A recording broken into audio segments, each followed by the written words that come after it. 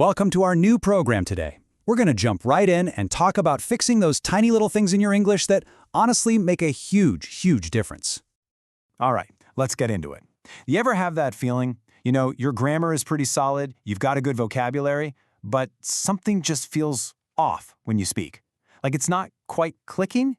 Well, you're definitely not alone. And the good news is, it's totally fixable. We're not talking about big, glaring mistakes here, but something way more subtle. So today, what we're going to do is zero in on those subtle little habits, you could call them tells, that kind of give away that you're a non-native speaker. But look, don't think of these as mistakes at all. Instead, think of them as amazing opportunities to sound more natural, more confident than you ever have before. Okay, so where do we even begin? Well, we're going to start with the most common tells out there. Those little grammar and vocabulary traps that sneak in when we're translating directly from our own language in our head. You know? Getting these right, man, these are quick wins. They'll have an immediate impact on how you sound. Okay, check this out. This is a perfect example of one of those translation traps. I mean, in so many other languages, you'd use a word like since to talk about how long something has been happening. But in English, it's a little different. Since is all about the starting point. For is what we use for the actual length of time, the duration. So the really natural way to say it is, I've been writing for 3 hours. Or you could flip it around and say, I started writing 3 hours ago. See, both are perfect, just different ways to say the same thing. This is a classic one. And look, people will totally understand what you mean, but how do you call this? It's just not quite what a native speaker would say. It's such a tiny switch, but swapping how for what makes all the difference in the world. The two go-to phrases are either, what do you call this? Or you can go a little more passive and ask, what is this called? Now, with this one, context is absolutely everything.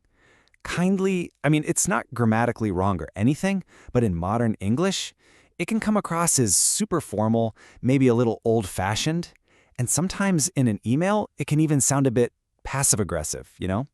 A simple, could you please do this, is just way more common and friendly. And hey, if you want to be extra polite, something like, I'd really appreciate it if you could do this is fantastic. Both of those just sound much more collaborative and natural. All right, let's look at a few more of these quick fixes. It's kind of wild, right? Just dropping one tiny word, like getting rid of the when you're talking about a general concept, like education, or dropping about after the verb discuss, it just instantly cleans up the whole sentence. Oh, and this is a big one. Remember that words like data, information, or furniture are what we call uncountable, so you never add an S to them. It's always a lot of data, not many datas. It's these small tweaks that have a huge impact. Okay, so fixing those grammar traps, that's a massive step forward, for sure. But you know, sounding natural, it's about so much more than just picking the right words. It's really about how you say them. It's time to dive into the rhythm, the real music of English. You're watching Mastering Flawless English, and this right here is the absolute core of it all. It's not just about what's correct on paper. It's about the flow, the rhythm, that music of the language that makes everything you say sound smooth and connected. All right, these 3 tips, these are total game changers. Seriously. First up, getting that subtle difference between vowel sounds, like the I in sit versus the E in set. It's tricky, but so important. Second, softening that ing ending. Most native speakers don't say waiting with a hard G sound. It's more like waitin'. You just kind of drop the G. And number 3, my favorite, the schwa. It is the most common sound in English, that lazy little sound in unstressed syllables. Mastering it will completely transform your rhythm. Okay, let's talk about a really key idea here, conversational reductions. Now, I want to be super clear about this. This isn't lazy speech, it's not slang.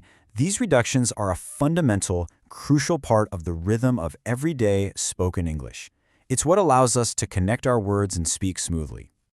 So look at this. If you were writing a formal paper, of course, you'd use the phrases on the left. But talking to a friend, grabbing a coffee, you are almost always going to hear and say the versions on the right. Using these reductions, like gonna, wanna, kinda, isn't just a casual option. It's pretty much essential if you want to sound relaxed and truly fluent. Okay, so we've looked at some of those tricky grammar traps, and we've talked about the basics of getting that native flow. Now, let's put it all together. Let's see how these little changes can totally transform a real everyday conversation. So just imagine this scenario. You're at a coffee shop and you suddenly run into your old friend Johnson.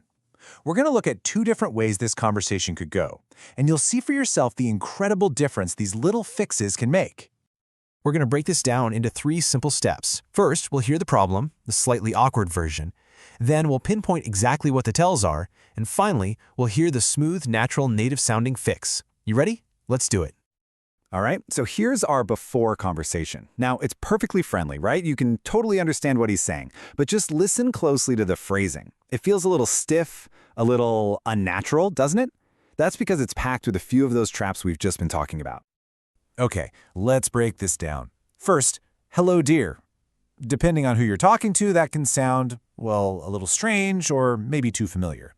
Then, boom, there it is, our classic how do you call translation error. And to top it off, we have the I am working since trap, mixing up the start time with how long it's been going on.